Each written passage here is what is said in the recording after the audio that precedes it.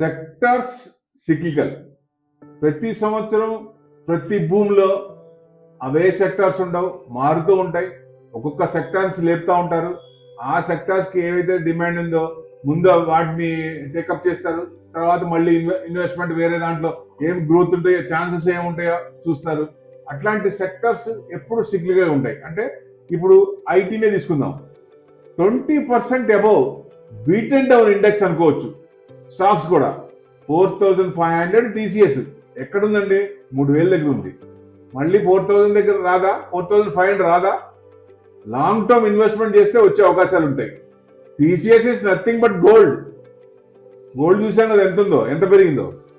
So డెఫినెట్గా ఇలాంటి companies, Infosys, Narayanamurthy గారు, ఇట్లాంటి కంపెనీలు ఫండమెంటల్స్ కంపెనీస్ మన పోర్ట్ఫోలియోలో ఉండవలసిన షేర్లు. అంటే మనకి కొన్ని సెక్టార్స్ లో కొన్ని కంపెనీస్ కొంత పర్సంటేజ్, దాంట్లో ఒక 5 షేర్ల 10 షేర్ల లేకపోతే నచ్చిన షేర్లు అయితే 100 వరకు అది పడినప్పుడల్లా ఎక్విటీ చేసుకుంటూ ఉండొచ్చు. ఇన్ఫోసిస్ 100 చేయొచ్చు, ఆ పడినప్పుడల్లా 1, 2 లేకపోతే 5, 10 అట్లా యాడ్ చేసుకుంటూ ఉండొచ్చు. 100 చేస్తే డివిడెండ్ ఇచ్చిన మంచి డివిడెండ్ వస్తుంది కదా లాంగ్ టర్మ్ లో. సో డెఫినెట్ గా ఇట్లాంటి కంపెనీస్ రీట్రేస్మెంట్ అయినప్పుడు, తగ్గినప్పుడు మన డిమాట్ అకౌంట్ లో వేసుకుంటా ఉంటే లాంగ్ టర్మ్ లో డివిడెండ్ కూడా యాడ్ అవుతుంది కాబట్టి మంచి రిటర్న్స్ వచ్చే అవకాశాలు ఉంటాయి.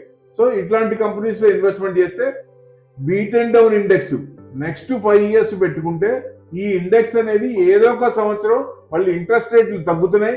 యుఎస్ ఫెడ్ లో కూడా తగ్గించింది, మనకు కూడా తగ్గే అవకాశాలు ఉన్నాయి.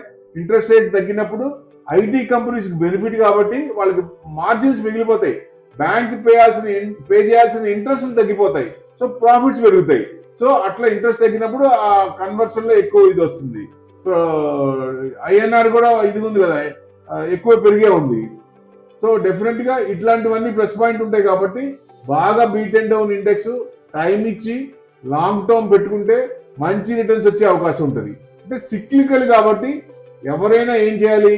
ఈ సంవత్సరం ఏ సెక్టర్స్ పెరిగినాయి, పెరగనివి ఏంటి?